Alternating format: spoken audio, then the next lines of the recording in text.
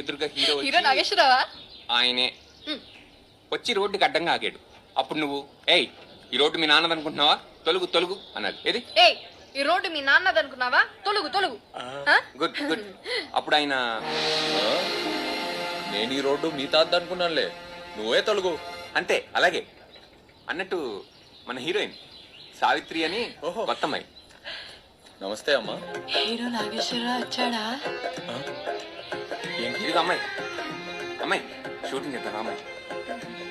Camera rolling action.